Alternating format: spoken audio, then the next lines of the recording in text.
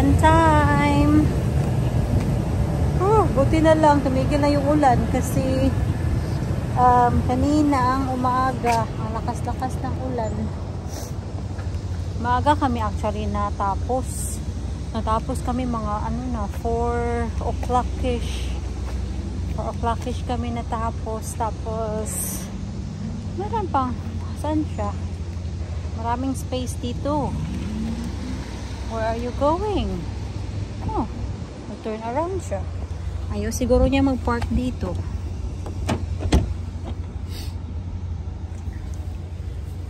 So, 4 o'clock kami natapos. Na-discharge yung pasyente.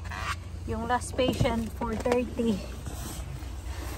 So, ayun. It's not too bad. Minsan kasi pag weekend, ay nako, it's crazy sometimes. Pero today, it's not. Ay. Right, magdadrive na ako mga loves pa uwi. At wala akong pasahero ngayon kasi yung mga Pilipino na katrabaho ko ngayon, bank lang kasi sila at ayun. Dahil yun na nga, natapos kami ng maaga, pinauwi din sila ng maaga. Kaya minsan, logi. Logi pag bank. Kasi papauwiin ka ng maaga. Right, let's go. I'm home. So, sausage pasta in there. Yes, I will have the sausage pasta. So, mag-shower lang ako, tapos kakain ako. So, yun lang yung gagawin ko mga loves. And I'll see you tomorrow kasi day off ko tomorrow. I-continue natin tong vlog na to tomorrow. Maglalaba tayo mga loves ng mga baby clothes. So, delicate wash lang yung ilalagay natin. So, yeah, madami-dami to. Thank you all sa mga nagbigay dito. Halo-halo na to. Kung isa-isahin ko silang labhan, ay naku, matatagalan tayo dito. So, lalagay na lang natin to sa washing machine. Into delicate wash.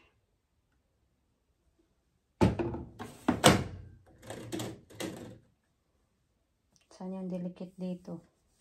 Yeah, delicate. Yeah. Ay, namang setting na delicate. So, hindi delicate yan. Parang hand washing na settings ba in a way. Nandito pala ako sa Aldi mga loves. Ako lang mag-isa. Kasi pumunta ako sa aking doktor. Ah, meron na silang advent calendar, oh.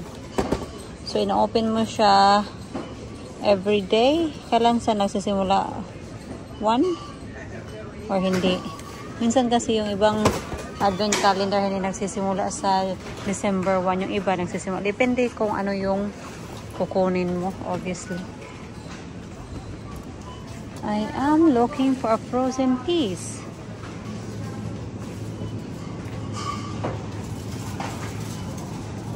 Yung katrabaho ko, meron siyang dinala na lentil chips at sobrang sarap. Aldi daw yun nabili. Hindi ko siya makita dito. Saan kaya dito?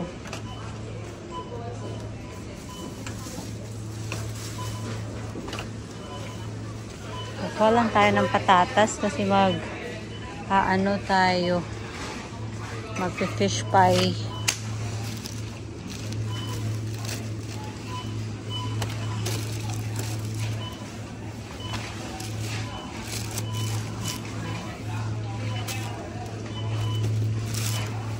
I think 4 is enough.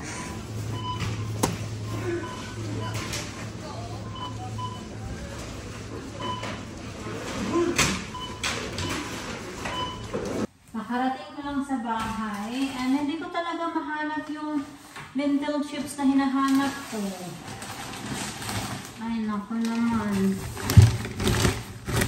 Depende siguro kung saan kang branch, no? Kasi there are Aldi branch kasi na malalaki and some of the Aldi branch are smaller. So, anyway, ito yung binili ko. Chicken wings. Pag pumupunta talaga ako sa Aldi, bumibili ako ng chicken wings kasi walang chicken wings doon sa Tesco.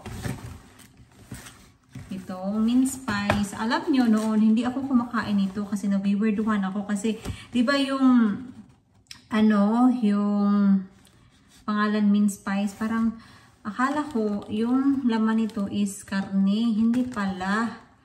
Mga fruits la pala to. Dried fruits. Yan. Kailan ba yung expiration nito? Magsisave ako para kay nanay nito. Madali lang kasi ito ma-expired. So, November. So, 1 month lang yung expiration date. So hopefully, a month before na papunta sa nanay, mag-stock tayo nito. Ham. Bumili ako ng cod para sa ating fish pie nga. Itlog, kasi naubusan na tayo ng itlog dito sa bahay. Sana tama lang tong 4 potatoes natin for our fish pie. Bumili ako ng peas. Kasi wala na tayong peas sa bahay. At kailangan natin yan pang sahog sa ating fish pie. Anyway, magbabihis na ako.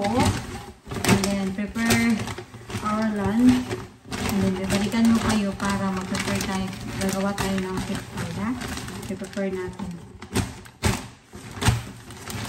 So, gagawa na tayo ng fish pie. So, yung ingredients na ilalagay ko is cod, prawns, and then itong white fish na I'm not sure what it is. But fish din to, pero hindi ko alam kung anong klaseng isda. So, ang gagawin ko ngayon, hihiwa-hiwain ko sila. Yan o, ito. Naka-frozen kasi siya, and ang nakalagay lang talaga sa pakete is white fish. So, okay, yun lang. If nagtataka kayo kung bakit dalawang klase yung isda na ginamit ko, mas masarap siya in my own opinion. Kasi normally, sa mga fish pie na natitikman ko, naglalagay din sila dito ng salmon. Pero si Jana, hindi kasi siya mahilig sa salmon, kaya hindi na lang ako maglalagay ng salmon. So, hihiwain lang natin siya into bite size. So, that's why hindi ko na lang sinama yung salmon dito.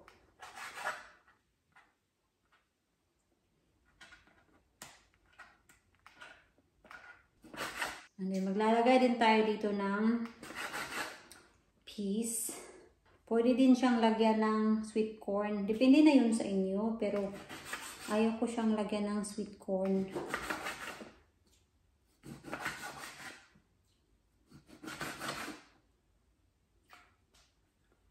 Mukhang uulan na naman. Naglaba pa naman ako ng mga baby clothes. Sa labas, ang dami. Kulang ako ng mga clip, mga loves, yung ano ba, tag. Bibili ako sa Amazon. Ang tagal-tagal kasi dumating yung mga order ko galing Amazon kasi as I said nga, hindi ako naka-prime. Noon, nung estudyante pa ako, naka-prime ako kasi meron kasing discount sa university na binibigay sa mga estudyante. Kaya nakakamura ka ba? Pero ngayon, wala na. Expired na yung aking ano sa kanila account. Kaya ayun, wala na din akong subscription.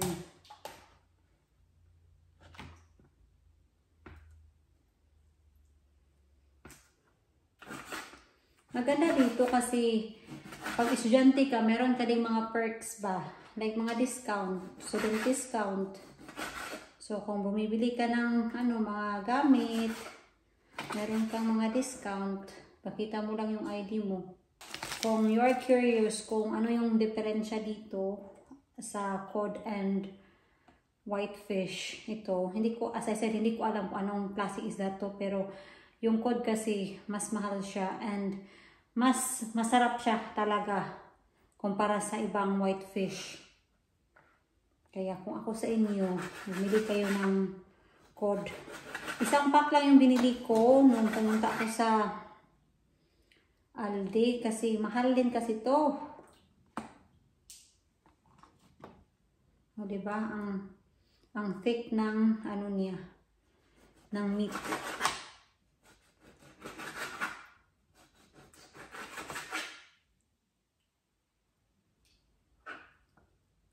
So ito pala, meron pala tong tubig.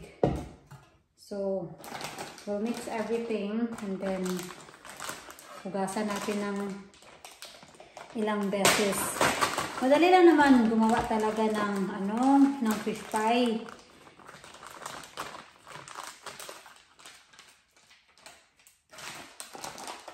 Hindi ko muna isasama yung isda at prawns.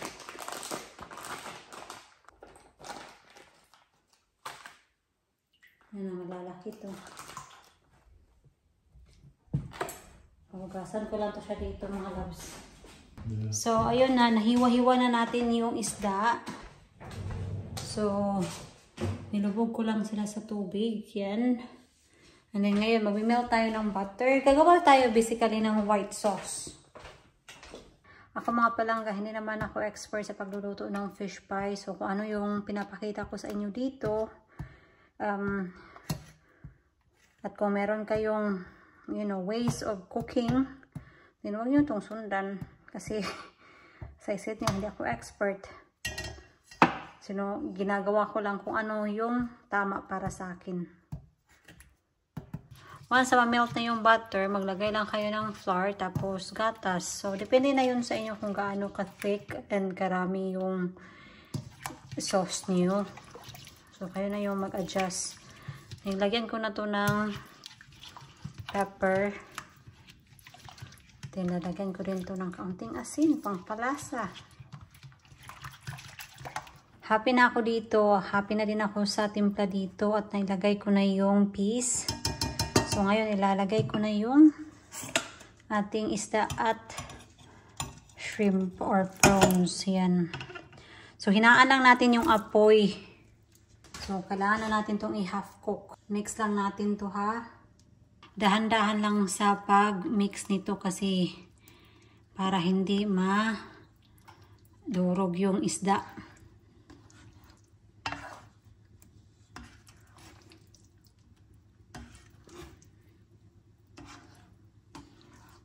Happy na ako dito. So, yan na siya. So, hindi pa siya masyadong luto talaga. Pero, don't worry kasi ilalagay pa naman natin to sa oven. So, madami-dami talaga to yung aking ginawa. Kasi para may hapunan na si Jan tomorrow. Ooh, it's so heavy.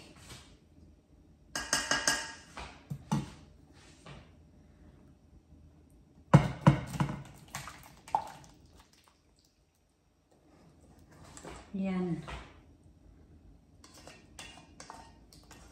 I don't think so nung nandito si nanay. Nakatikim ba siya ng fish pie? Kasi I don't think nakapagluto ako dito sa bahay ng fish pie. Kasi nung pumunta kami sa Whitby, nag-order ako ng fish pie, pero I don't think nag-order siya ng fish pie. I think yung mga in-order niya is yung mga fish and chips, yun. Ang bango-bango na talaga nito, ha? Smells so good, mga loves. Yan. I-invite ko kaya si Bianan. Ano sa tingin niyo? Para, ano naman, hindi naman maging lonely si Bianan kasi of course, ang dami pang iniisip ni Bianan. So, let's see. Tawagan ko kung gusto pa niyang pumunta dito. Mish. No, you need to put something underneath, Han. Oh, jeez. Don't be annoying. Come on, mash it. Para may contribution ka dyan sa ating fish pie. This is not for you, though.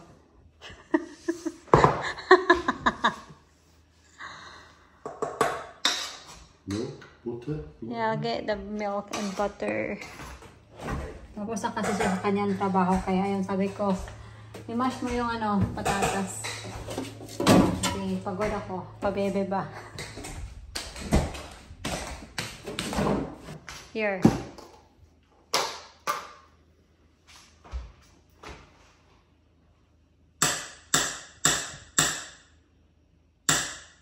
Come on.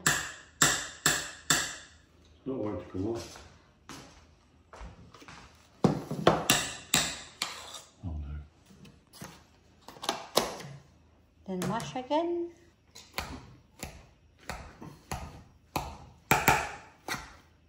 So, tapos na siya. Ilalagay na natin yung mashed potato dito sa ating fish. Fish pasty. Right, I'll show you back up. So good.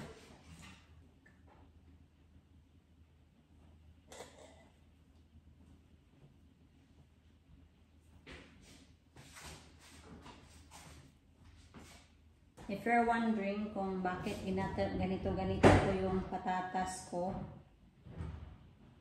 na pwede naman siyang i-direct sa fish natin.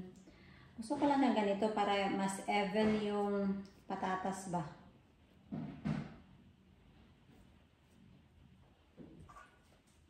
And then we're gonna eat our fish pie with some veggies. We got some cauliflower and broccoli in there. We also got carrots and swede. Whatever what we got in our fridge. Yun lang yung gagamitin ko ngayon na vegetables ba para hindi masira.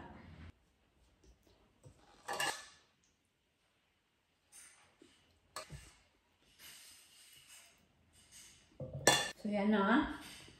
So ang gagawin ko lang is papadaanan ko lang siya ng tinidor.